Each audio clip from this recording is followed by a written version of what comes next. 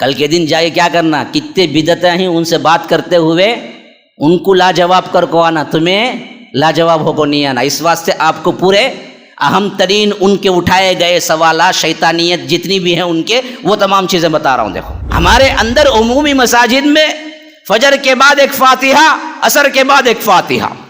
بعض لوگ بولتے ہیں افضل الذکر لا الہ الا اللہ۔ لا، میں پوچھتا ہوں افضل الذکر سے کوئی انکار نہیں کرتا ہے، لا الہ الا اللہ ہے، لیکن کیا کبھی اللہ کے رسول صلی اللہ علیہ وسلم نے نماز فجر کے بعد افضل الذکر کہا اور صحابہ نے مل کے لا الہ الا اللہ لا الہ الا اللہ ایسے پڑھا؟ تو اللہ کا قول ہے فَلْيَحْذَرِ الَّذِينَ يُخَالِفُونَ عَنْ أَمْرِهِ، اللہ کے رسول کے بتائے ہوئے طریقے کی کوئی مخالفت کرتا ہے، أَن تُصِيبَهُمْ فِتْنَةٌ، یا تو اللہ اسے فتنے میں ڈال دے گا، أَوْ يُصِيبَهُمْ عَذَابٌ أَلِيمٌ، یا دردناک عذاب میں اللہ تبارک و تعالی اس کو مبتلا کر دے گا۔ جب دین میں نئی چیز ایجاد کر لی جائے تو بدعت ہے، تو انہیں بولتا تب تمہیں قرآن پڑھتے نہ مصحف، ایسا تھا کہ اللہ کے رسول کے زمانے میں یہ بدعت نے کی؟ کہاں ہمارے ذہنوں کو کیا کیا جاتا، خراب کیا جاتا۔ یاد رکھو اللہ کے رسول صلی اللہ علیہ وسلم تو اپنی دور میں صرف 3 دن ہی نہ نماز تراویح پڑھے، تمہیں پورے 30 دن پڑھتے نا، وہ کہاں سے پڑھتے سو؟ وہ بدعت نے کی۔ اب ہمارے بھائی پریشان ہو نا جی، برابر اتنا یہ دین میں نہ آیا ہے، پھر یہ بھی بدعت ہوگی نا، اس واسطے بولتے سو بدعت حسنہ بدعت سیئہ بول کو ہے۔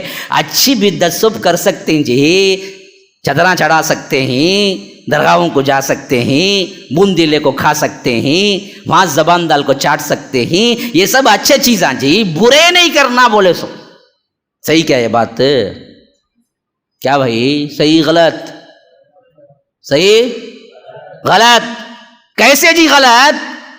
بات اچھی طرح سمجھو، ایسا سمجھنا کہ کل کے دن آنکھوں میں آنکھیں ڈال کے بات کرنے کی قوت ہونا ہے کہ ہم نے بدعت کو اچھی طرح سمجھ لیا، کہیں سے بھی ٹویسٹ کیا تو ہمیں پہلے ہی معلوم ہے وہ تمام احادیث جہاں سے تو ٹویسٹ کر کے ہم سے بیان کرے گا۔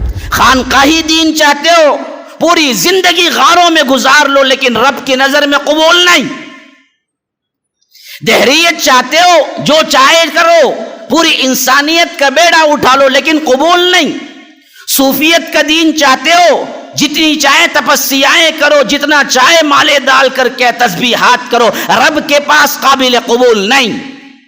اماموں کا دین چاہتے ہو، رب کے پاس قابل قبول نہیں۔ جو چاہے تم اپنے امام کے لیے بنا دو، معصوم عن الخطا بھی بنا دو، لیکن رب کے پاس نہیں چلتا۔ دین ایک ہے، وہ اسلام ہے، اس کے اندر نہ کوئی زیادتی نہ کوئی کمی ہوگی۔ MSLI TV، رہنمائی بدلتی دنیا کے لیے۔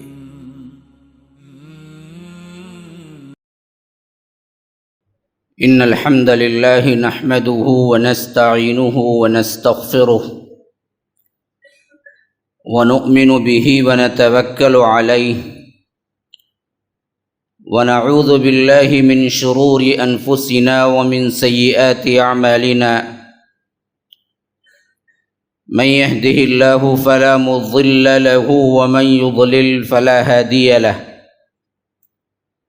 وأشهد أن لا إله إلا الله وحده لا شريك له، وأشهد أن محمدا عبده ورسوله، أما بعد، فإن خير الحديث كتاب الله، وخير الهدي هدي محمد صلى الله عليه وسلم، وشر الأمور محدثاتها وكل محدثة بدعة وكل بدعة ضلالة، وفي رواية وكل ضلالة في النار۔ فأعوذ بالله السميع العليم من الشيطان الرجيم من همزه ونفسه ونفخه، قل هل ننبئكم بالأخسرين أعمالا الذين ضل سعيهم في الحياة الدنيا وهم يحسبون أنهم يحسنون صنعا۔ اللهم أرنا الحق حقا وارزقنا اتباعه، وأرنا الباطل باطلا وارزقنا اجتنابه۔ اللهم علمنا ما ينفعنا وانفعنا بما علمتنا وارزقنا علما۔ رب اشرح لي صدري ويسر لي امري واحلل عقدة من لساني يفقهوا قولي۔ اس اللہ کے نام سے ابتدا جس کے ناموں کی کوئی انتہا ہی نہیں۔ ولو ان ما فی الارض من شجرۃ اقلام والبحر يمده من بعده سبعة ابحر ما نفدت کلمات اللہ۔ اس ذات اقدس پر کروڑوں درود و سلام ہوں جو تمام جہانوں کے لیے رحمت للعالمین بن کے آئے تھے۔ اللہم صلی علی محمد وعلی آل محمد کما صلیت علی ابراہیم وعلی آل ابراہیم انک حمید مجید، وبارک علی محمد وعلی آل محمد کما بارکت علی ابراہیم وعلی آل ابراہیم انک حمید مجید۔ محترم صدر جلسہ، معزز علماء کرام، برادران اسلام، واجب الاحترام بزرگوں، دوستوں، عزیز ساتھیوں، لائق احترام ماؤں اور بہنوں، اللہ تبارک و تعالی نے جب انسان کو بنانے کا اعلان کیا تو فرمایا کہ میں اس کو زمین کے لیے خلیفہ بنانے والا ہوں۔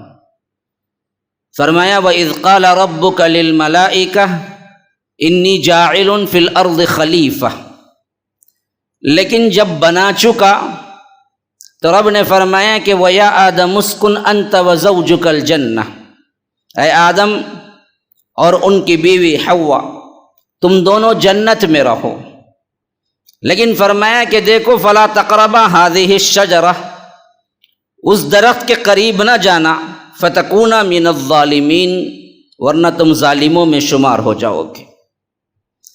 پھر بات یہ بنی کہ فأزلہما الشیطان، شیطان نے پھسلا دیا، اور پھسلانے کا طریقہ کیا تھا؟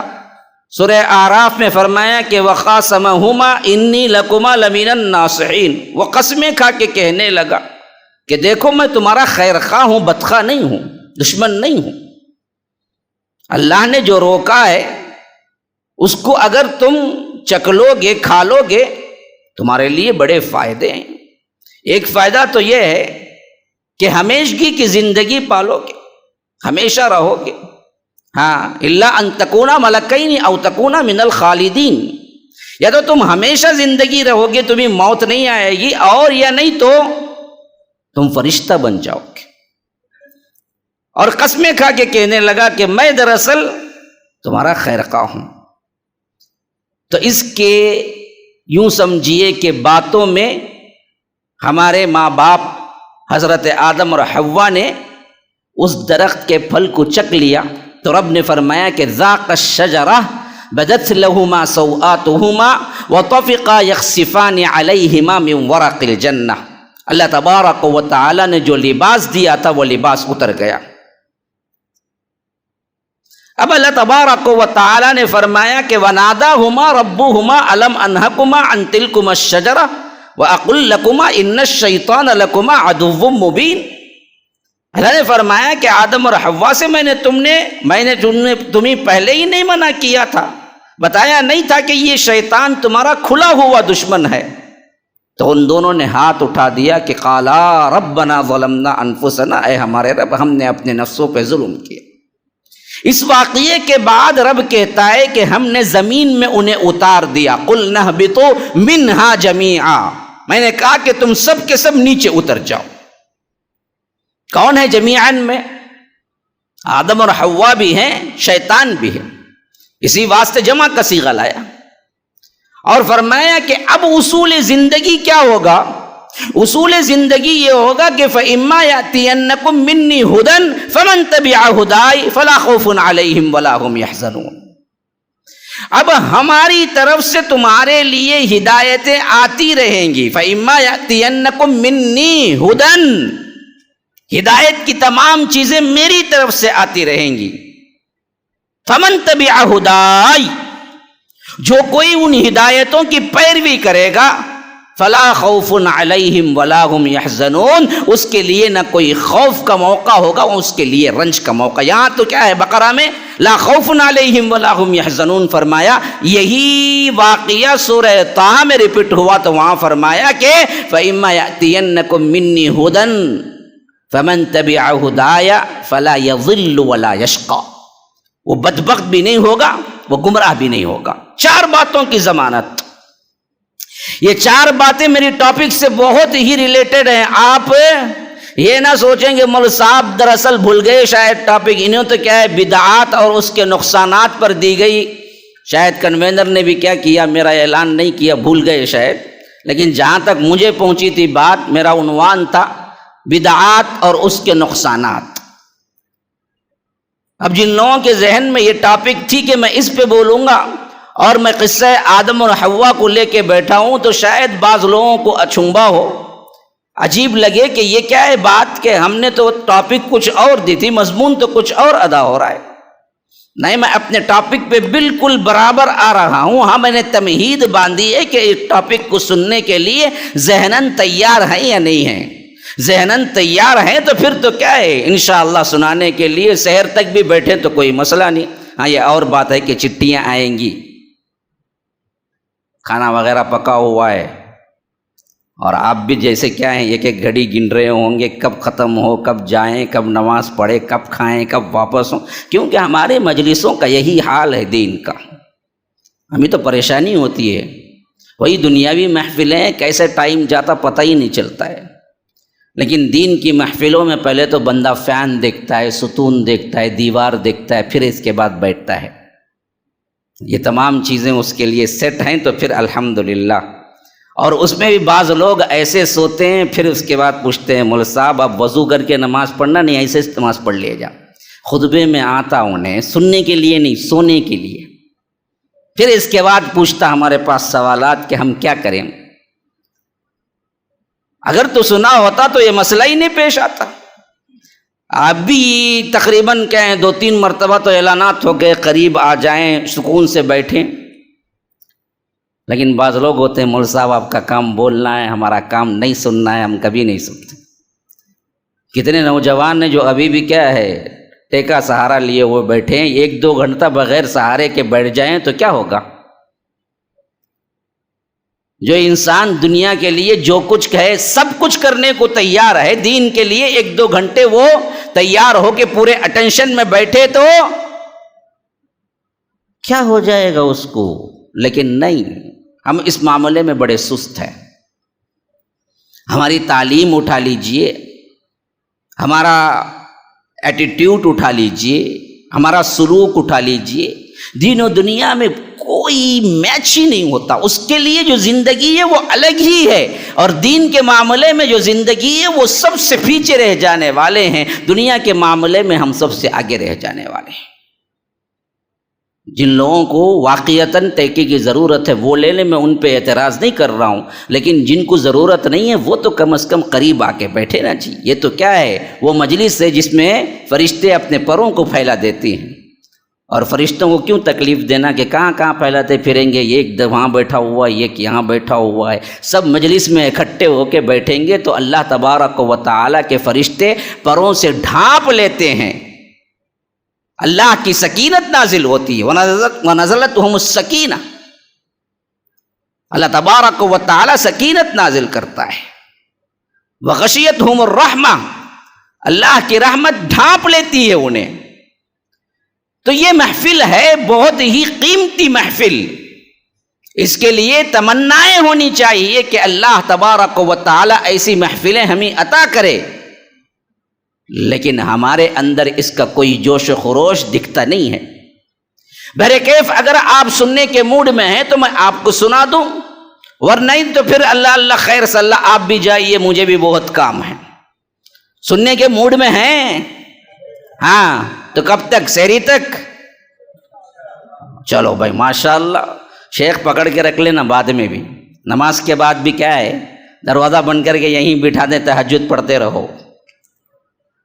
تو بہرکیف میرا ٹائم ویسے بھی مجھے نہیں بتایا گیا کہ شیخ ذرا بتا دیں، اچھی بات ہے۔ دیکھیے اب سے 1 گھنٹہ ہے، نہ جب سے بیٹھا ہوں تب سے 1 گھنٹہ ہے، اچھی بات ہے. شیخ بھی سوچتے ہیں کہیں 1 گھنٹہ نکل گیا تو پھر میں مسئلے میں پڑ جاؤں گا. بہرکیف ایسی بات نہیں ہے، بس چند چیزیں خوشگوار ماحول ہو جائے تو سمجھنے میں آسانی ہوتی ہے. تو میں بتایا تھا کہ اللہ تبارک و تعالیٰ نے فرمایا کہ دیکھو فَإِمَّا يَأْتِيَنَّكُم مِّنِّي هُدًى فَمَن تَبِعَ هُدَايَ فَلَا خَوْفٌ عَلَيْهِمْ وَلَا هُمْ يَحْزَنُونَ. اس کے لیے رنج اور اس کے لیے خوف کا موقع نہیں ہے. تو ہمیں فرمایا کہ فَلَا يَضِلُّ وَلَا يَشْقَى، وہ گمراہ نہیں ہوگا، بدبخت نہیں ہوگا، لیکن ہوگا کیا؟ ہدایت یافتہ ہوگا جی، جنتی ہوگا جی، اللہ کا مقرب ترین بندہ ہوگا جی. کب؟ جب ہم نے جو بھیجا ہے اس کی اتباع کرے. یہ کب نازل ہو رہا ہے؟ جناب محمد الرسول اللہ صلی اللہ علیہ وسلم جب آئے تب کا واقعہ نہیں ہے. یہ اللہ تبارک و تعالی نے سب سے پہلے انسان کو زمین پہ جب نازل کیا، جب جنت میں رکھا، پھر وہاں سے نکلوایا شیطان نے، پھر اس کے بعد اللہ نے آدم اور حوا کو یہاں بھیجا. اس وقت کا قول ہے کہ جو کوئی میری ہدایتوں کی پیروی کرے گا اسے خوف نہیں ہوگا، رنج نہیں ہوگا، گمراہ نہیں ہوگا، بدبخت نہیں ہوگا. اب یہ 4 چیزیں ہم میں ہیں. ذرا سوچ کے دیکھیے، آج ہمارے معاشرے میں کیا یہ 4 چیزیں نہیں ہیں؟ غمگین ہم نہیں ہیں، خوف سے ڈرے سہمے ہم نہیں ہیں، گمراہی میں ہم نہیں ہیں، بدبختی میں ہم نہیں ہیں.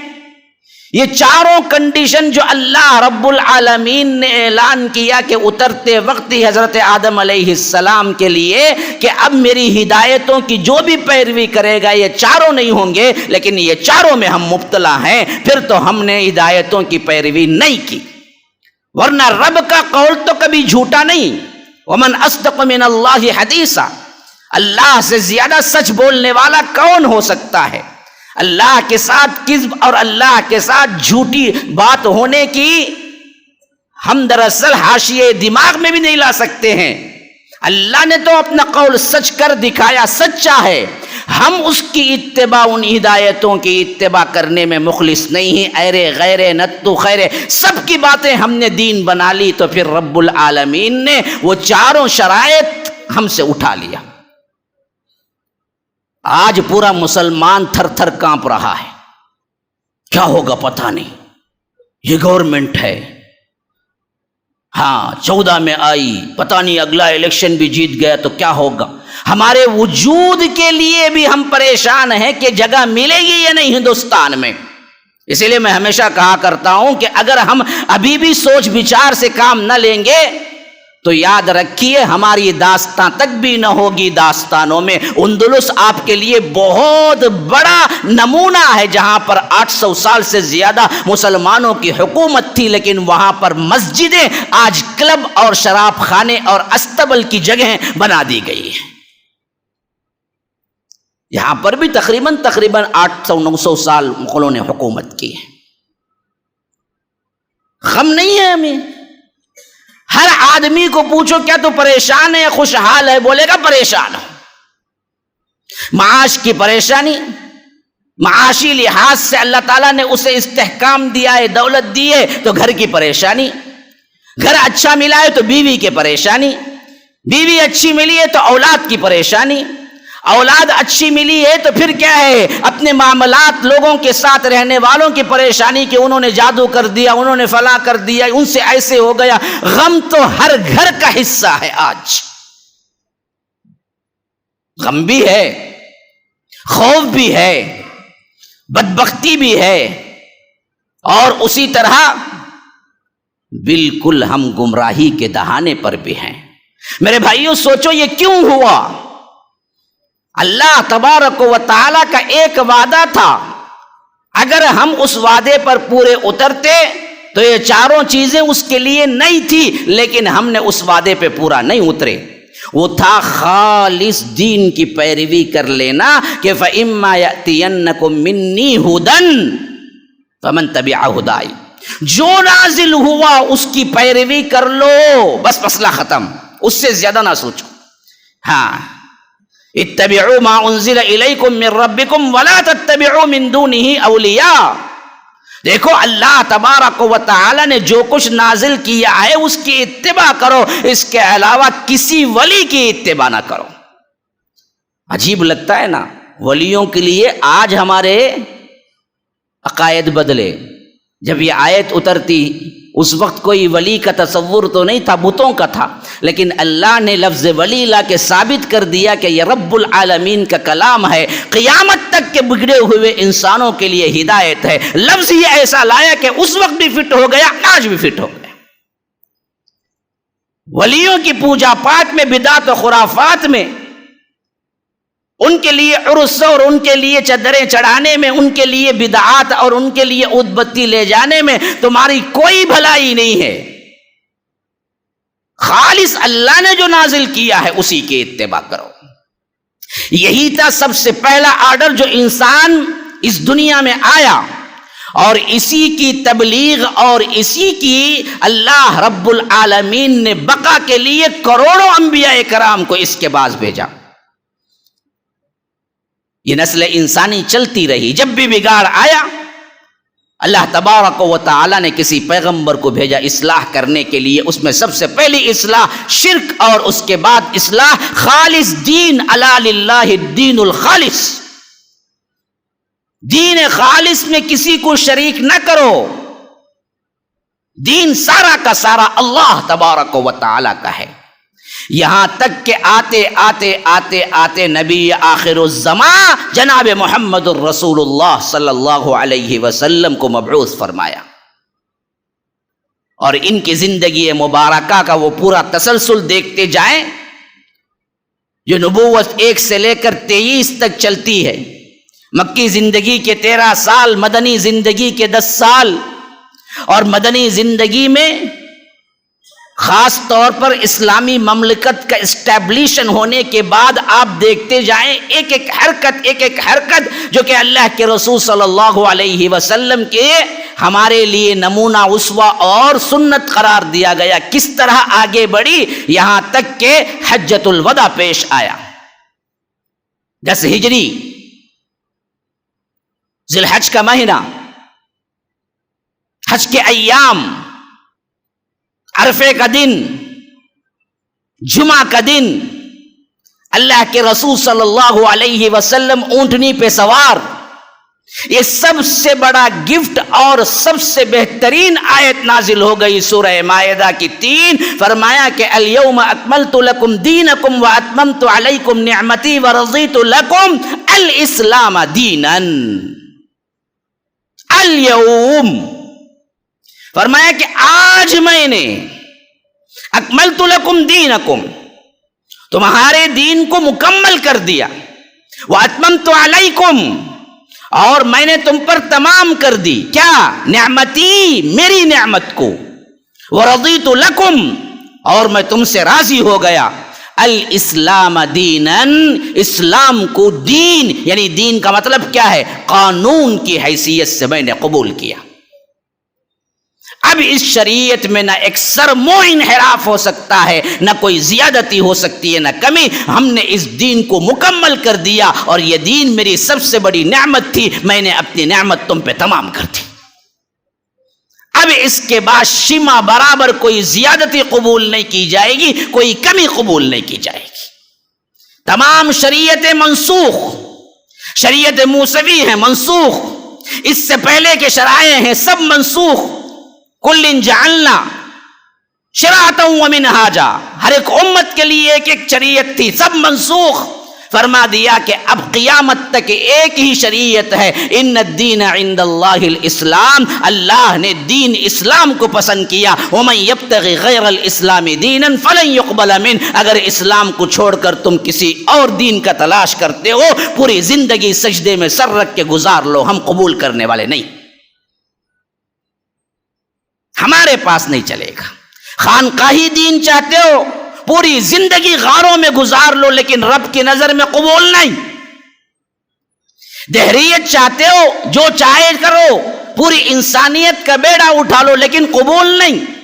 صوفیت کا دین چاہتے ہو، جتنی چاہے تپسیائیں کرو، جتنا چاہے مالے ڈال کر کے تسبیحات کرو، رب کے پاس قابل قبول نہیں۔ اماموں کا دین چاہتے ہو، رب کے پاس قابل قبول نہیں، جو چاہے تم اپنے امام کے لیے بنا دو، معصوم عن الخطا بھی بنا دو، لیکن رب کے پاس نہیں چلتا۔ دین ایک ہے، وہ اسلام ہے، اس کے اندر نہ کوئی زیادتی نہ کوئی کمی ہوگی۔ اسے مہر لگا دی گئی جناب محمد الرسول اللہ صلی اللہ علیہ وسلم کی مہر۔ اللہ کے رسول صلی اللہ علیہ وسلم نے جو بتا دیا۔ اللہ کے رسول صلی اللہ علیہ وسلم کوئی ایسے خیر کو نہیں چھوڑا جو خیر ہونا بتایا ہو۔ اللہ کے رسول صلی اللہ علیہ وسلم نے کوئی ایسے شر کو نہیں چھوڑا جو شر ہو، برا ہو اور اللہ کے رسول نے بتایا ہو۔ کامل و اکمل و اتم اس دین کو چھوڑا، اس کے اندر نہ کوئی نئی چیز کی ایجاد نہ اس کی کوئی گنجائش، حتیٰ کہ اللہ کے رسول صلی اللہ علیہ وسلم نے اس بات کی وضاحت کے لیے ہر خطبے میں یہ الفاظ کہا کرتے تھے جو میں نے ابھی کہے۔ ہاں، ایاکم ومحدثات الامور، لوگوں نئی نئی بدعات سے، نئی نئی چیزوں سے بچتے رہو۔ ہاں، ہر نئی چیز گمراہی ہے۔ کل بدعۃ ضلالہ وکل ضلالۃ فی النار، ہر نئی چیز گمراہی اور ہر گمراہی جہنم کی آگ کی طرف لے جانے والی ہے، خواہ تمہارے اعتبار سے کتنی خوبصورت ترین کیوں نہ ہو جائے، اللہ کے ہاں قابل قبول نہیں۔ تو معلوم ہوا اس شریعت کو کامل و اکمل و اتم بنا کے بھیجنے کے بعد اب دراصل کوئی نئی چیز اللہ کے ہاں قابل قبول نہیں، خواہ وہ تمہارے لیے عبادات کی شکل کے ہوں، معاملات کی شکل کے ہوں۔ رب راضی نہیں ہے، راضی اللہ تبارک و تعالی تبھی ہے جب جناب محمد الرسول اللہ صلی اللہ علیہ وسلم کی اطاعت میں۔ ایک موٹی سی مثال،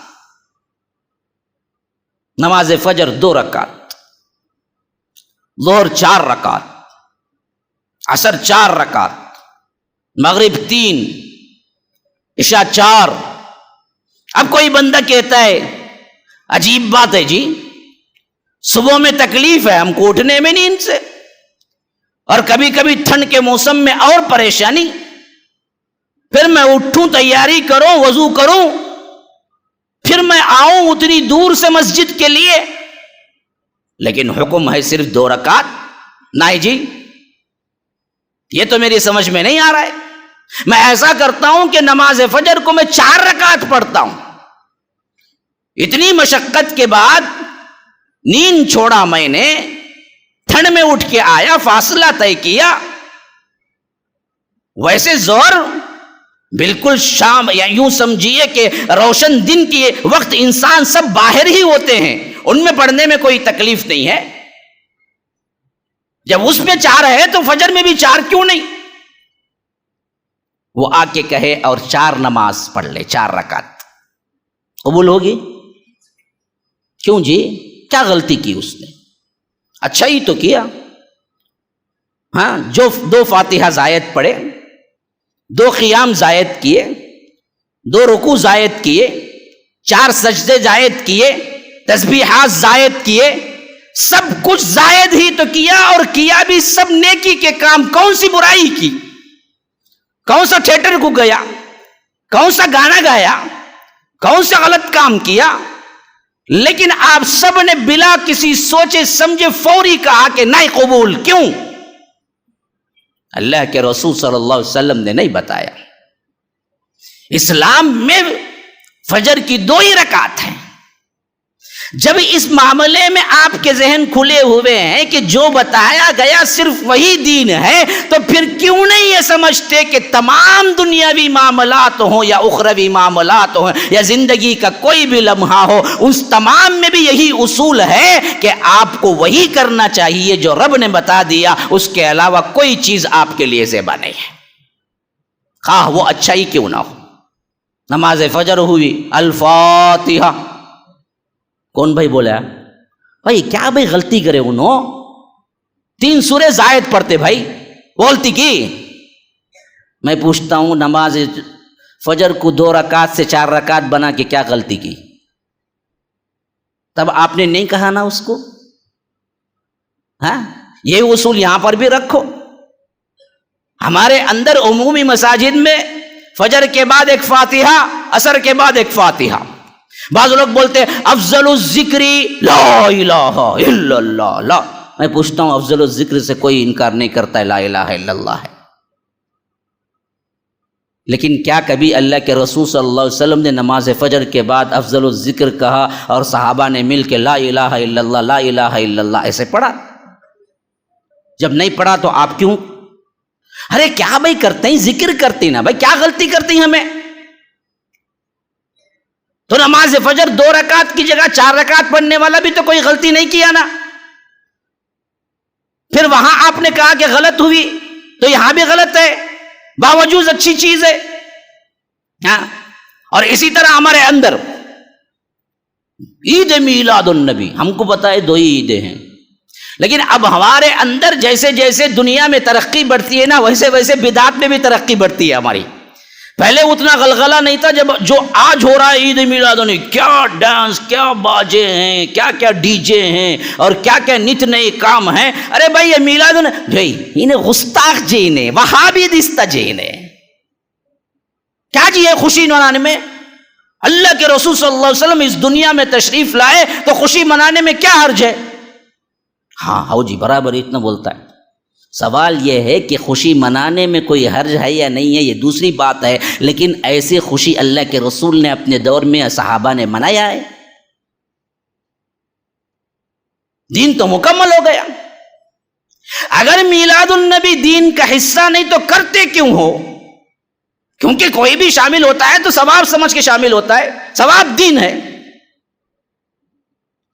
اگر یہ دنیا ہے تو پھر تو کرتے کیوں، دین کا نام کیوں دیتے ہو؟ اگر یہ دین ہے اور رسول کو پتہ نہیں تھا تو پھر تو تم نے سب سے بڑا تہمت لگا دیا کہ اللہ کے رسول کو شریعت معلوم نہیں تھی. مکمل ہونے کے باوجود بھی اللہ کے رسول صلی اللہ علیہ وسلم کو معلوم نہیں تھا کہ اپنی میلاد منانا. بعد میں جا کے 400-500 سال بعد امتیوں کو معلوم ہوا، ارے میلاد تو چھوڑ گئے، اب ہم منائیں گے.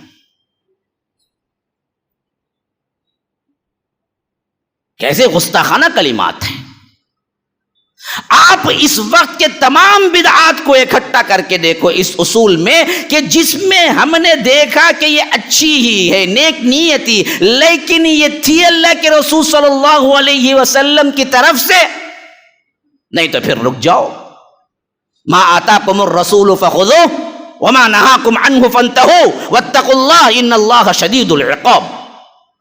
سورہ حشر میں فرمایا رسول تمہیں جو کچھ بھی دیں وہ لے لو، جس سے روکے رک جاؤ، اگر نہیں اللہ سے ڈرو، بڑا زبردست پکڑنے والا ہے. ہاں، یا ایھا الذین آمنوا اطیعوا اللہ واطیعوا الرسول ولا تبطلوا اعمالکم، سورہ محمد صلی اللہ علیہ وسلم. فرمایا کہ اے لوگوں جو ایمان لائے ہو، اللہ کی اطاعت کرو، اس کے رسول کی اطاعت کرو، اور اس رسول کی اطاعت سے آگے بڑھ کر نہ کرو ورنہ تمہارے اعمال غارت ہو جائیں گے. ولا تبطلوا اعمالکم. یہ چند تمہیدی باتیں ہیں. اب آئیے آگے اپنے عنوان میں ہم داخل ہوتے ہیں. بدعت. مجھے بتایا گیا ہے بدعت اور اس کے نقصانات. میں آپ کو بتاتا ہوں کہ پہلے بدعت کا معنی کیا ہے، اس لفظ کو سمجھنا کیسے، شرعاً ہم کیسے سمجھے، اصطلاحاً ہم کیسے، اور لغتاً ہم کیسے سمجھے. دیکھیے بدعت اصل میں نکلا ہے بدیع سے ہی. ہاں، اور اس کا معنی ہوتا ہے نئی چیز، اور اللہ کے ایک ناموں میں سے ایک نام بدیع بھی ہے. بدیع السماوات والارض، آسمانوں اور زمین کو بغیر مثال کے پیدا کرنے والا. اللہ خالق بھی ہے، خلق السماوات والارض بھی آیا ہے، لیکن خالق میں مطلب ہوتا ہے خالی بنانے والا، لیکن بدیع میں مطلب ہوتا ہے کہ کوئی مثال نہیں تھی، بغیر مثال کے بنانے والا.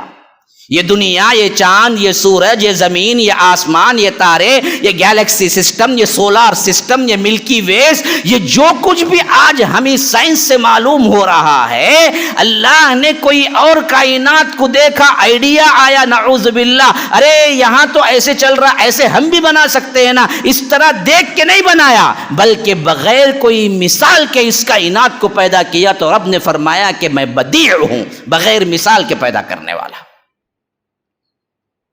یہی لفظ استعمال ہوا ہے سورہ احقاف میں بھی، قل ما کنت بدعا من الرسل۔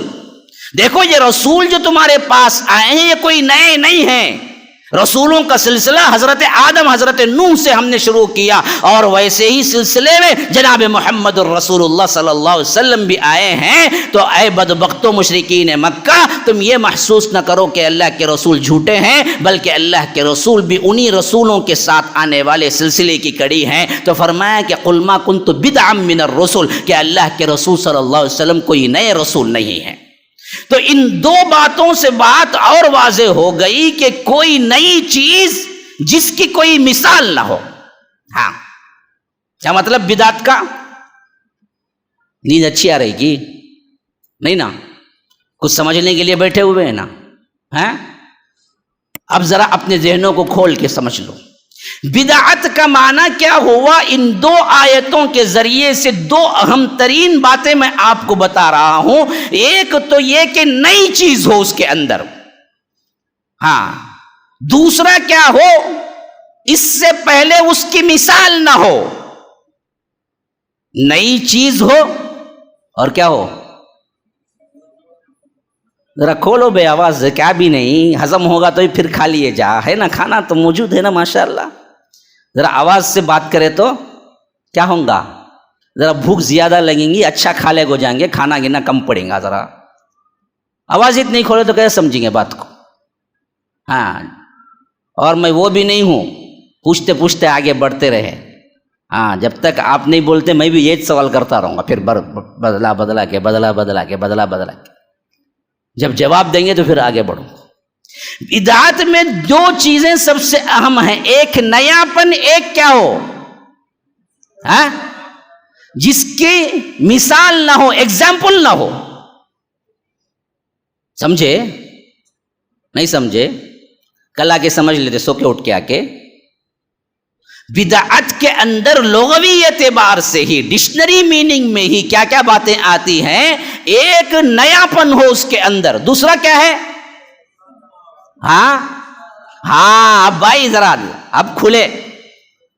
ہاں، کھانے میں بہت کھلتے ہیں ہمیں ماشاءاللہ، بیٹھتے ہی ان کو ڈالو گا تو کیا مطلب مجھے ڈالو گا؟ انہیں اپنے کو ڈالو بولتا نہیں، کبھی بھی بیٹھا سب بازو والے کیا بولتے ہیں؟ ان کو ڈالو، کیا مطلب مجھے ڈالو پہلے، میں بیٹھا ہوں نا بھوکا۔ انہیں سمجھ جاتا ہوں، ان سے بھی ڈالتا پھر، اب ان کو بھی ڈال، کوئی مسئلہ نہیں، لیکن میں اپنے آپ کو نہیں بولا۔ تو ذرا دین میں بھی کھل کے آؤ میرے دوستو۔ جب تک آپ میرا ساتھ نہیں دیں گے میں مضمون کو ادا نہیں کر سکتا۔ جب آپ ساتھ دینے لگیں گے تو پھر مجھے بڑی آسانی ہوگی کہ بات کس حد تک سمجھ رہے ہیں۔ تو بدعت میں دو اہم ترین باتیں شامل ہو گئی، ایک تو وہ ہو کہ جو نئی بات ہو، اور ایک وہ ہو کہ وہ نئی بات جس کی کوئی مثال نہ ہو۔ اب اسی کو آپ اسٹیبلش کیجئے اسلام یا دین کے ساتھ۔ بدعت ہم اس کو کہیں گے جس میں دین اسلام میں کوئی نئی چیز کا ایجاد ہوا ہو، کوئی نئی چیز بنائی گئی ہو جس کی کوئی مثال نہیں ملتی ہو۔ بدعت کیا ہے؟ بدعت کیا ہے؟ ہر نئی چیز بدعت ہے۔ اچھا سنو، یہاں کھڑا ہو، میں جواب دے دیتا ہوں۔ دیکھو کل کے دن جائے کیا کرنا، کتنے بدعتیں ہیں ان سے بات کرتے ہوئے ان کو لاجواب کر کو آنا، تمہیں لاجواب ہو کو نہیں آنا۔ اس واسطے آپ کو پورے اہم ترین ان کے اٹھائے گئے سوالات، شیطانیت جتنی بھی ہیں ان کے، وہ تمام چیزیں بتا رہا ہوں۔ دیکھو اگر آپ یہ کہتے کہ ہر نئی چیز بدعت ہے تو انہیں کیا بولتا؟ پھر کیا جی مسجد میں فین لگا کوئی نہیں؟ اللہ کے رسول کے زمانے میں مسجد میں فین تھا کہ مائک میں بات کرتے نا، اذان میں مائک استعمال کرتے نا، وہی بدعت اتنا اللہ کے رسول کے دور میں تھا کہ ابھی نہیں دیکھتا؟ آہا ہو نا برابر اتنا، اللہ کے رسول کے دور میں فین نہیں تھا نا، مائک نہیں تھی نا، ہو بدعت اتنا۔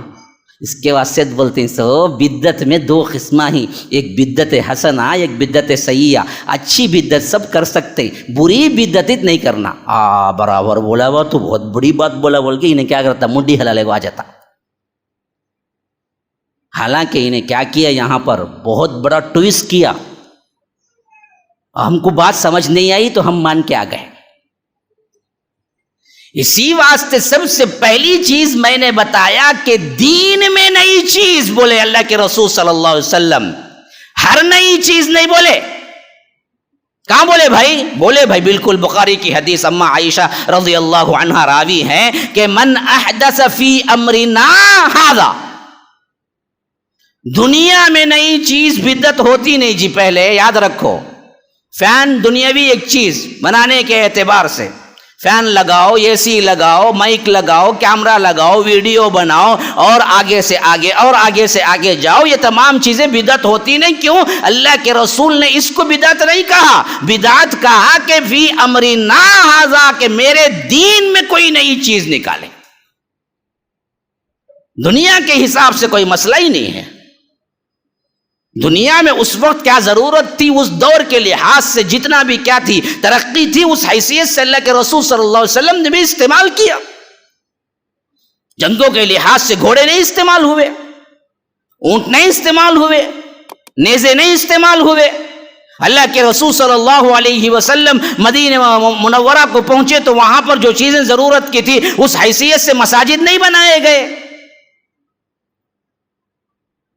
جتنی زندگی گزارنے کے نارمل چیزیں تھیں اس وقت کے اعتبار سے اللہ کے رسول صلی اللہ علیہ وسلم نے ویسے ہی کیا۔ ہر نئی چیز نہیں ہے، ہر نئی دین میں کی گئی چیز۔ ہاں، یہ ممبر، یہ لکڑا، یہ بیوٹی اور یہ خوبصورتی، یہ سب بدعتیں ہیں؟ نہیں، یہ سب چیزیں دنیاوی حیثیت سے حاصل ہوئی ہیں، دنیا میں ترقی کرنے کا نام بدعت نہیں ہے۔ تو نہ فین بدعت ہے، نہ چیئر بدعت ہے، نہ مائک بدعت ہے۔ بدعت کیا ہے؟ دین میں۔ اچھا بھائی، ابھی دوسرا تھوڑا اب ذہن کو کھولیں گے تو بات سمجھ آئے گی۔ اب ذرا کیا ہیں نکات، گہری باتیں بتا رہا ہوں۔ دین میں کوئی چیز نئی ایجاد کر لی جائے، اللہ کے رسول صلی اللہ علیہ وسلم نے فرمایا فی امرنا ھذا ما لیس من، میری طرف سے وہ نہیں ہو فہی رد، وہ مردود ہے۔ اچھا، جب دین میں نئی چیز ایجاد کر لی جائے تو بدعت ہے، تو انہیں بولتا تب تمہیں قرآن پڑھتے نہ مصحف، ایسا تھا کہ اللہ کے رسول کے زمانے میں یہ بدعت نے کی؟ کہاں ہمارے ذہنوں کو کیا کیا جاتا، خراب کیا جاتا۔ یاد رکھو، اللہ کے رسول صلی اللہ علیہ وسلم تو اپنی دور میں صرف 3 دن ہی نماز تراویح پڑھے، تمہیں پورے 30 دن پڑھتے نا، وہ کہاں سے پڑھتے سو؟ وہ بدعت نے کی۔ اب ہمارے بھائی پریشان ہو نا جی، برابر اتنا یہ دین میں نہ آیا ہے، پھر یہ بھی بدعت ہوگی نا۔ اس واسطے بولتے سو بدعت حسنہ بدعت سیئہ بول کو ہے۔ اچھی بدعت سب کر سکتے ہیں جی، چادراں چڑھا سکتے ہیں، درگاہوں کو جا سکتے ہیں، بوندیلے کو کھا سکتے ہیں، وہاں زبان دال کو چاٹ سکتے ہیں، یہ سب اچھے چیزاں جی، برے نہیں کرنا بولے سو۔ صحیح کیا یہ بات؟ کیا بھائی صحیح غلط؟ صحیح غلط کیسے جی غلط؟ بات اچھی طرح سمجھو، ایسا سمجھنا کہ کل کے دن آنکھوں میں آنکھیں ڈال کے بات کرنے کی قوت ہونا ہے کہ ہم نے بدعت کو اچھی طرح سمجھ لیا، کہیں سے بھی ٹویسٹ کیا تو ہمیں پہلے ہی معلوم ہے وہ تمام احادیث جہاں سے تو ٹویسٹ کر کے ہم سے بیان کرے گا۔ ہاں، جب تک علم کی پختگی نہیں آئے گی ہمارے اندر، پھر تو ہم ہر کسی کے جھانسے میں آ جا سکتے ہیں۔ تو یاد رکھو، اسی واسطے میں نے سب سے پہلے بتایا کہ وہ چیز جس کی مثال نہ ہو پھر لا کے یہاں فٹ کرو۔ دین میں کوئی نئی چیز جس کی کوئی مثال نہ ہو، اب یہ لا کے فٹ کرو۔ بدعت کیا ہوئی تب؟ دین میں کوئی نئی چیز جس کی کوئی مثال نہ ہو اللہ کے رسول صلی اللہ علیہ وسلم کے زمانے میں، وہ بدعت ہوگی۔ ہاں جس کی مثال ہو، ترقی بعد میں ہوئی ہو، وہ بدعت نہیں ہوتی۔ کیسے؟ قرآن کا مصحف اٹھا لیجئے، اللہ کے رسول صلی اللہ علیہ وسلم کے زمانے میں لکھنے کا رواج تھا، قرآن لکھا گیا، کاتبین وحی تھے، حضرت معاویہ کاتبین وحی میں سے تھے، زید بن ثابت کاتبین وحی میں سے تھے، لکھا جاتا تھا۔ کس شکل میں لکھا جاتا تھا؟ بڑی بڑی ہڈیوں میں لکھا جاتا تھا، اسی طرح کیا ہے چھالوں میں لکھا جاتا تھا، اسی طرح کیا ہے پتھر جو سلیں ہوتی تھی، باریک باریک سلیں، ان سلوں پہ لکھا جاتا تھا۔ تو لکھنا بھی موجود ہے، چیزوں پہ لکھنا بھی موجود ہے، اکٹھا کرنا بھی موجود ہے، تمام چیزیں ثابت ہیں۔ اللہ کے رسول صلی اللہ علیہ وسلم کے بعد صدیق اکبر کے دور خلافت میں اس کو اکٹھا کیا گیا، حضرت عثمان کے دور خلافت میں اس کو ایک قرات پر جمع کیا گیا۔ تو لکھنا ثابت ہے، اصل اندر ثابت ہے، اس کی ترقی ہوئی یہ مصحف کی شکل جو آج ہم دیکھتے ہیں، اس میں کوئی بدعت نہیں۔ کیوں؟ اس کے اصل موجود ہے، لکھنا اصل موجود ہے۔ یہی دینی محفلیں کوئی کہتا ہے کہ اس طرح بیان کرتے تھے کیا جمعہ کے دن شام کو اللہ کے رسول صلی اللہ علیہ وسلم؟ نہیں۔ پھر یہ بدعت ہوئی نا؟ نہیں۔ پھر اسے تم ثوابی کہتے ہو نا؟ ہاں۔ کیوں؟ اللہ کے رسول صلی اللہ علیہ وسلم کے زمانے میں یہ اصل تو ثابت ہے کہ اللہ کے رسول صلی اللہ علیہ وسلم مجالس دینی منعقد کرتے تھے، آتے تھے، نصیحتیں کرتے تھے، حتیٰ کہ یہاں تک ثابت ہے کہ بعض خواتین آئی اور کہا کہ اللہ کے رسول صلی اللہ علیہ وسلم آپ ہمیشہ مردوں کے ساتھ رہتے ہیں، ان کے لیے نصیحت، لیکن ہمارے لیے کیا؟ تو اللہ کے رسول ہفتے میں ایک دن خاص خواتین کے لیے بھی مقرر کیا۔ تو اس کی اصل موجود ہے، جس کی اصل موجود ہے اس کی ترقی ہوئی ہے تو وہ بدعت نہیں ہوتی۔ اچھا، اب آگے آؤ، پھر آپ کوئی ایسی بات بتائیے جس سے ہم فوری طور پر بدعت ہے یا سنت ہے یا آ کر بدعت نہیں ہوتی ہم کیسے سمجھ جائیں؟ میں عوامی لحاظ سے گفتگو کر رہا ہوں، اچھی طرح ذہنوں میں بٹھا لینا۔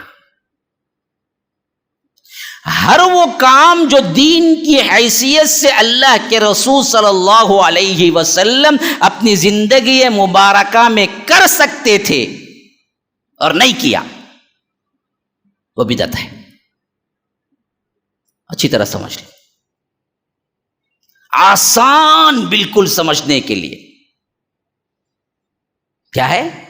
ہر وہ کام جو اللہ کے رسول صلی اللہ علیہ وسلم اپنی زندگی میں کر سکتے تھے مگر نہیں کیا، بعد والے اسے دین کہہ کے کر رہے ہیں تو وہ بدعت ہے۔ مثلا کوئی بدعت آپ اپنی طرف سے بتائیے، آپ کے ذہن میں اب فی الوقت ماحول کے اعتبار سے کیا بدعت ہے؟ کوئی ایک بدعت کا ذکر کیجیے۔ جی بھائی، میلاد النبی۔ خیر، اب میں پوچھتا ہوں، اللہ کے رسول صلی اللہ علیہ وسلم کو نبوت ملنے کے بعد 23 سال رہے، 23 سال، تو 23 سال میں 24 میلاد آئے ہوں گے اللہ کے رسول صلی اللہ علیہ وسلم کی زندگی میں، کیونکہ ہجری اعتبار سے اور زیادتی ہو جاتی ہے۔ اچھا خیر، 23 سال میں 23 ہی رکھ لیں۔ 23 بار میں کیا اللہ کے رسول صلی اللہ علیہ وسلم صحابہ کو بلا کے نہیں کہہ سکتے تھے کہ آج میرے پیدائش کا دن ہے، اس واسطے کچھ کھانے پکاؤ، ہم بھی کھائیں گے، دوسروں کو بھی کھلائیں گے، یا میں نے پکایا ہے لے جاؤ اپنے گھروں میں بانٹو؟ یہ کام کر سکتے تھے یا نہیں؟ کیا بھائی، کر سکتے تھے؟ نہیں کر سکتے تھے، کیا نہیں کیا، پھر تو صاحب بدعت ہوئی نہیں ہوئی۔ سمپل، اللہ کے رسول صلی اللہ علیہ وسلم اپنی زندگی مبارکہ میں جو کام کر سکتے تھے پھر نہیں کیا، اور اس کے بعد کوئی کہتا ہے کہ یہ دین ہے تو وہ بدعت ہے۔ ہاں، اچھا کوئی بندہ کہتا ہے نہیں بھائی اللہ کے رسول صلی اللہ علیہ وسلم بہت شرمیلے تھے اس واسطے اپنے طور پر نہیں بولے، ورنہ تو کیا تھا، اللہ کے رسول صلی اللہ علیہ وسلم کی محبت میں بعد میں لوگ کرتے ہیں تو غلط کیا ہے؟ میں پوچھتا ہوں اچھا اللہ کے رسول صلی اللہ علیہ وسلم شرمیلے تھے لیکن صدیق اکبر تو اپنے دور خلافت میں 3 ان کو ملی ہوں گے عید میلاد کر سکتے تھے نا، خلیفہ بن چکے تھے، علل اعلان سب کو بلا سکتے تھے کہ آج عید میلاد ہے سب آؤ، حکومت کی طرف سے کھانا فری ہے، کیونکہ تقریباً 2 سال 3 مہینے صدیق اکبر کی خلافت رہی۔ کبھی ہوا؟ حضرت عمر کے تو تقریباً 10 سال پورے ہوئے، 10 سال میں کبھی کسی سال بلایا اور فرمایا کہ دیکھو آج اللہ کے رسول صلی اللہ علیہ وسلم کے پیدائش کا دن ہے اور محبت کا تقاضا یہ ہے کہ مٹھائی بانٹتا ہوں، پورے سرکاری طور پر آج چھٹی ہے اور مٹھائی کھاؤ؟ بولے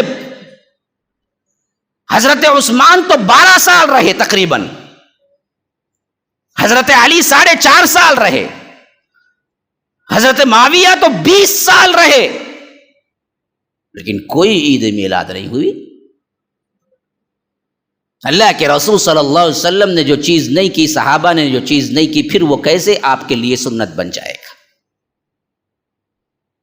اسی طرح کیا ہے ہمارے اندر ذکر اذکار کے سلسلے کے معاملات، نمازوں کے بعد کے ذکر، اجتماعی دعائیں، امام صاحب جیسے ہی سلام پھیرتے شروع کرتے اللہم صلی اللہ علیہ، حالانکہ دعا کی اصل چیز تو کیا ہے؟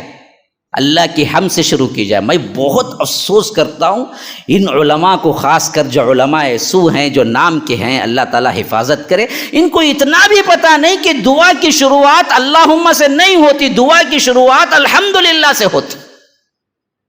پہلے تعریف ہے پھر درود ہے، پھر اختتام میں پھر درود ہے پھر تعریف ہے، درمیان میں دعا ہے وہ قبول ہوتی ہے۔ اتنا بھی معلوم نہیں بندے کو شروع کرتا اللہم صلی علی۔ اب اللہ کے رسول صلی اللہ علیہ وسلم کیا نماز کے بعد دعا اجتماعی طور پہ کر سکتے تھے یا نہیں؟ بتاؤ نا جی، کیا؟ اب بولیں گے کیا بھائی اجتماعی دعا کرنا غلط کیا بھائی؟ دعا مانگتے بھائی، سب مل کے دعا کرے تو قبول ہوتی، بولتے نہیں ویسا کرتے ہیں، بالکل صحیح ہے بھائی، لیکن اللہ کے رسول نے نماز کے بعد کیا کیا جبکہ کر سکتے تھے؟ اور مسجد نبوی ہو، صحابہ آمین کہنے والے ہوں، اللہ کے رسول دعا گو ہوں، اور مسجد نبوی جیسی جگہ ہو، ایسے میں دعا زیادہ قبول ہوگی یا ہماری مسجد میں؟ بتاؤ نا کہاں زیادہ قبول ہوگی؟ ہاں مسجد نبوی میں نا جی، وہاں اللہ کے رسول ہر نماز کے بعد دعا کی نہیں کی ہے؟ اگر یہ سنت ہوتی تو اللہ کے رسول صلی اللہ علیہ وسلم کر گزرتے۔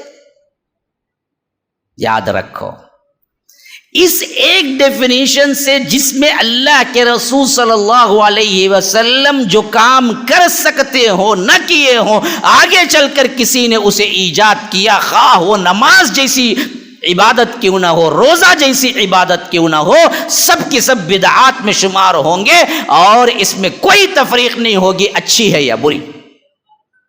اچھا یہ اچھی اور بری پہ ایک واقعہ ذہن میں اچھی طرح بٹھا لو۔ بعض لوگ جو یہ چکمہ دیتے ہیں کہ اچھا کام ہے نا بھائی، اس میں کیا غلطی ہے؟ سوال یہ ہے کہ غلطی یہ نہیں ہے، غلطی یہ ہے کہ تم نے رسول کو ناقص قرار دیا، رسالت کو مکمل نہیں مانا، اور تم یہ کہتے ہو کہ اللہ کے رسول کو یہ چیز نہیں معلوم تھی۔ ہاں حضرت ابن مسعود کوفے کے امیر تھے، دارمی کے اندر یہ واقعہ موجود ہے، بڑا صحیح واقعہ ہے، غور سے سن لینا۔ اس وقت امیر کوفہ ابن مسعود ہے رضی اللہ عنہ۔ ایک مرتبہ ابو موسیٰ اشعری کہتے ہیں کہ میں مسجد میں داخل ہوا، وہ بھی وہ وقت جو نماز فجر سے پہلے تہجد کے لیے آتے اور ذکر اذکار میں لوگ بیٹھتے تھے۔ ہاں میں کیا دیکھ رہا ہوں کہ لوگ جماعت کی شکل میں بیٹھے ہوئے ہیں،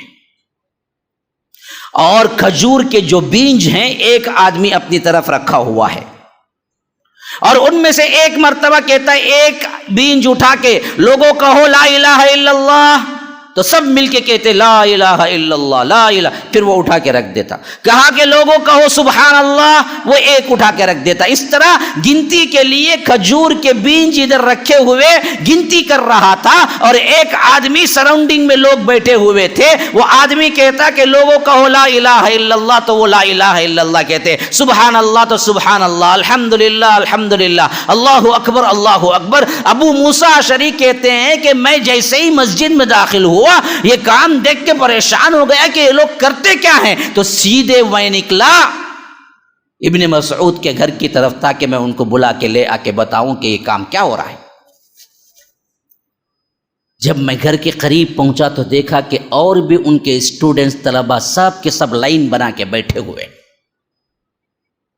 ابو موسیٰ اشعری خود بہت بڑے صحابی ہیں، لیکن ابن مسعود قاری القراء ہے، وہ صحابہ کے سراسر قرآن کے سمجھنے کے اعتبار سے اماموں کے اندر آتے ہیں. ان کی فضیلت یہ تھی کہ ابو موسیٰ اشعری کہتے ہیں کہ میں بھی ان صفوں میں بیٹھنے والوں میں میں بھی بیٹھ گیا انتظار میں، دروازہ نہیں کھٹکھٹایا کہ ان کو بلاؤ، بلکہ ان کے آرام کا خیال اس اعتبار سے کہ وہ باہر نکلے تو بات کروں گا، جیسے ان کے اسٹوڈنٹ بیٹھ کے انتظار کر رہے تھے ویسے ہی میں بھی بیٹھ گیا. یہ ہے اہل علم کی قدر. آج ہمارے پاس ڈاکٹر کی قدر ہے، انجینئر کی قدر ہے، ہاں آج ہمارے پاس مال والے کی قدر ہے. مال سوسائٹی میں کیا ہے جی، پیسہ آ گیا یوں چلتا. مسجد میں بھی کون کا تو انہیں متولی کا تھے، انہیں آیا تو امام صاحب بھی کیا کرنا، جھک کو سلامہ کرنا. بے غیرت ہو چکے ہیں ہم. علم کی کوئی قدر نہ کرے تو پھر تو یاد رکھو ایسا کوئی پیسے والا کیوں نہ ہو، بہت بڑا عہدیدار کیوں نہ ہو، اس کی کوئی بات نہیں چلے گی. جہاں تک علم کی قدر ہے یہ علم پیسے والوں پہ بھی بھاری ہے. آج ہمارے پاس چاپلوسی آ گئی، ہماری جماعتوں کے اندر بزدلی آ گئی. ہم اہمیت دیتے ہیں تو پیسے کو دیتے ہیں، عہدیدار کو دیتے ہیں. اللہ خیر کرے. افسوس ہوتا ہے جب میں اماموں کو دیکھتا ہوں پورے سرینڈر، آپ جو بولے وہ بولیں گے ہم، آپ نہیں بولے تو نہیں بولیں گے، حالانکہ معلوم ہوتا ہے حق یہی ہے. ہاں مسجد کی کمیٹی بولی فاتحہ بولو، بول دوں گا. بولو کل سے نہیں بولنا، نہیں بولوں گا. مجھے کیا پڑی، کچھ نہیں پڑی، پیسے سے لگا ہوا ہے. آپ تنخواہ دو، مسئلہ ختم. ہاں ہیں کئی ہیں، اکا دکا وہ ہیں جو آپ کے سامنے بیٹھے ہوئے ہیں جو دین کی تبلیغ کے لیے جد و جہد کرتے ہیں. وہ تو کیا ہے، ہمارے اپنوں کا حال دیکھو، غیروں کا حال دیکھو، کوئی ہے ہی نہیں مسئلہ. سب کچھ عہدیداروں کا ہوتا ہے، علم کی کوئی اہمیت نہیں.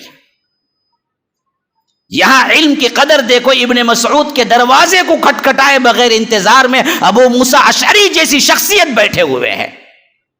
یہاں تک کہ حضرت ابن مسعود باہر نکلتے ہیں تو حضرت ابو موسیٰ اشعری مل کے کہتے ہیں کہ آپ نے سنا جو مسجد میں ہو رہا ہے؟ کہا کہ کیا سنا؟ کہا کہ کچھ لوگ بیٹھے ہوئے ہیں جماعتوں کی شکل میں، اور ایک آدمی بلند آواز سے کہتا ہے لا الہ الا اللہ کہو، تو سب مل کے لا الہ الا اللہ بلند آواز سے ذکر کر رہے ہیں. یہ باتیں کرتے ہوئے آتے ہیں یہاں تک کہ مسجد پہنچ جاتے ہیں. اندر داخل ہوتے ہیں تو بالکل وہی حالت جو حضرت ابو موسیٰ اشعری بیان کرتے ہیں. حضرت ابن مسعود کہتے ہیں کہ اللہ اکبر، کیا ہو گیا ہے تمہیں؟ ابھی اللہ کے رسول کے استعمال شدہ برتن نہیں ٹوٹے، ان کے کپڑے میلے نہیں ہوئے، اور تم نے بدعتیں ایجاد کر لی، نئی باتیں ایجاد کر لی. کیا غلط ہو رہا تھا؟ وہ تو تسبیح کر رہے تھے، وہ بھی نماز فجر سے بھی پہلے آ کے. بہت اچھا کام. لیکن حضرت ابن مسعود نے کہا کہ اللہ کے رسول کے برتن نہیں چھوٹ، اللہ کے رسول صلی اللہ علیہ وسلم کے کپڑے میلے نہیں ہوئے، ابھی اللہ کے رسول صلی اللہ علیہ وسلم کو گئے ہوئے ایک زمانہ نہیں گزرا، اتنا جلدی تم نے کیا کیا؟ بدعتیں ایجاد کر لی، گمراہیاں ایجاد کر لی. تو ان میں سے ایک شخص اٹھا کہا کہ ابن مسعود، اللہ کی قسم ہماری نیت بری نہیں تھی. اب یہ دیکھو، یاد رکھو، بہت اہم ترین جملہ ہے. اس نے کہا کہ اللہ کی قسم ہماری نیت بری نہیں تھی، ہم نے نیکی کے لحاظ سے ہم جمع ہو کر اللہ کی تسبیح بیان کر رہے تھے۔ تو ابن مسعود رضی اللہ عنہ نے فرمایا بہت سے لوگ نیکی چاہتے ہیں، نیکی کی نیت کرتے ہیں، لیکن نیکی تک پہنچتے نہیں ہیں۔ آج بھی آپ دیکھیں گے ان بدعتوں کو کرنے والوں سے آپ پوچھو، نہیں بھائی میں کوئی غلط نہیں، میں اللہ کو رضا کر اللہ کی رضا اور اللہ تبارک و تعالیٰ کو خوش کرنے کے لیے کر رہا ہوں۔ لیکن خوش کیسے ہوتا؟ اللہ نے اپنے رسول کے ذریعے بتا دیا، اس کے علاوہ تمہاری منمانی خواہشات کے عوض اللہ خوش نہیں ہوتا۔ تو ابن مسعود رضی اللہ عنہ کا یہ جملہ ہمیشہ یاد رکھ لینا، بہت سی اچھی نیت رکھنے والے نیکی تک نہیں پہنچتے۔ نیت تو ہے، طریقہ غلط، اللہ کے رسول صلی اللہ علیہ وسلم کے طریقے سے نکلا ہوا کوئی نیا طریقہ ہو، پھر آپ لاکھ کوشش کر لیں، اللہ تبارک و تعالیٰ کے ہاں قابل قبول نہیں ہے۔ عیدگاہ میں ایک بندہ آیا، عیدگاہ ہماری مسجد میں نہیں ہوتی، عمومی طور پر اللہ کے رسول صلی اللہ علیہ وسلم نے جو سکھایا وہ بالکل کھلا میدان ہے، وہیں پر عیدگاہ میں نماز پڑھتے تھے۔ حضرت علی کے دور خلافت میں عیدگاہ میں ایک شخص آیا، سنت ادا کرنے لگا۔ حضرت علی نے کہا کہ اللہ کے رسول صلی اللہ علیہ وسلم نے کبھی عیدگاہ میں سنت کی نماز نہیں پڑھی ہے، سیدھے آتے نماز ادا کرتے پھر خطبہ دیتے۔ وہ آدمی نے عجیب سوال کیا، اس نے کہا کہ اے امیر المومنین، کیا اللہ مجھے نماز پڑھنے پہ عذاب دے گا؟ میں نے کیا غلطی کی؟ نماز تو پڑھا میں، کیا اللہ مجھے نماز پڑھنے پہ عذاب دے گا؟ حضرت علی بن ابی طالب امیر المؤمنین رضی اللہ عنہ یہ جواب دیے، ہمیشہ یاد رکھ لینا، اللہ تیرے نماز پڑھنے پر عذاب دے گا یا نہیں دے گا یہ معلوم نہیں ہے، لیکن اللہ تجھے رسول کی مخالفت کرنے پہ عذاب دے گا۔ فَلْيَحْذَرِ الَّذِينَ يُخَالِفُونَ عَنْ أَمْرِهِ أَن تُصِيبَهُمْ فِتْنَةٌ أَوْ يُصِيبَهُمْ عَذَابٌ أَلِيمٌ، کہ لوگوں کو ڈر جانا چاہیے کہ رسول کی مخالفت کرتے ہوئے کہ اللہ تبارک و تعالی انہیں فتنے میں ڈال دے یا نہیں تو شدید ترین عذاب میں ڈال دے۔ حضرت علی نے جواب دیا، نماز پر اللہ عذاب دے گا یا نہیں یہ تو نہیں ہے، لیکن اتنا ثابت ہو گیا کہ تو رسول کی مخالفت کرتا ہے، عیدگاہ میں رسول نے کبھی کوئی سنت ادا نہیں کی، تو ادا کر رہا ہے۔ تو اللہ کا قول ہے فَلْيَحْذَرِ الَّذِينَ يُخَالِفُونَ عَنْ أَمْرِهِ، اللہ کے رسول کے بتائے ہوئے طریقے کی کوئی مخالفت کرتا ہے، أَن تُصِيبَهُمْ فِتْنَةٌ، یا تو اللہ اسے فتنے میں ڈال دے گا، أَوْ يُصِيبَهُمْ عَذَابٌ أَلِيمٌ، یا دردناک عذاب میں اللہ تبارک و تعالی اس کو مبتلا کر دے گا۔ آج بالکل یہی تو ہو رہا ہے، جتنی بدعتیں ایجاد کرنے والے دیکھو کسی نہ کسی فتنے میں پڑے ہوئے ہیں، صرف اور صرف وہی فتنوں سے بچے جو اللہ کے رسول کی سنت کو مضبوطی سے پکڑ لیا، کچھ بھی ہو جائے رسول کی سنت سے انحراف نہیں کرے، آپ کی سمجھ میں آئے یا نہ آئے، اللہ کے رسول نے کیا بس مسئلہ ختم۔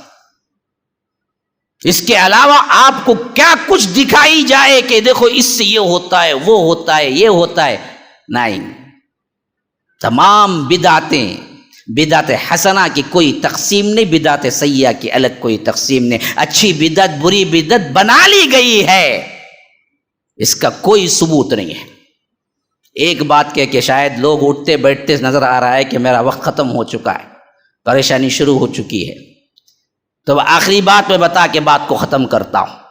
یہ بدعت حسنہ اور سیئہ کہ جو لوگوں کو بہکاتے ہیں ان کے لیے ایک دلیل مل گئی، اس دلیل سے بہکاتے ہیں۔ ایک مرتبہ ایسے ہوا کہ اللہ کے رسول صلی اللہ علیہ وسلم نے فرمایا کہ من سن سنتاً فی الاسلام سنتاً حسنتاً، دیکھو جو کوئی بھی اسلام میں اچھی سنت اچھا طریقہ اختیار کرتا ہے اس کے لیے اس کا اجر بھی ہے، اس کو دیکھ کر جو دوسرے لوگ عمل کرتے ہیں اس کا اجر بھی اس کو ملے گا۔ ہاں، اور اسی طرح فرمایا جو کوئی برائی ایجاد کرتا ہے اس کو دیکھ کر جو لوگ برائی کرتے ہیں اس برائی کا اس کا وبال بھی اس کو اور اس کو دیکھ کر کرنے والوں کو بھی ملے گا۔ اب بعض لوگ جن کے لیے کیا ہے، یوں سمجھیے کہ بگاڑنے کے لیے کچھ نہیں ملتا تو نئی ماموں کو نکٹا ماموں بولتے، دیکھو ویسے یہ حدیث لا کے کھڑا کر کے لوگوں کو بہکاتے ہیں. دیکھو جی اس میں کیا ہے, اللہ کے رسول نے سنتاً حسنہ کہا, سنتاً سیئہ کہا, تو معلوم ہوا اچھی سنت بھی ہے, بری سنت بھی ہے, حدیث ثابت ہے. لیکن حدیث کے سمجھنے کا طریقہ وہ نہیں ہے جو صحابہ نے سمجھا, جو اللہ کے رسول صلی اللہ علیہ وسلم نے سمجھایا. اصل مسئلہ یہاں دین کا نہیں تھا. یہ حدیث اس وقت کی ہے جو بیک گراؤنڈ میں کیا رکھتی ہے, ایک واقعہ رکھتی ہے.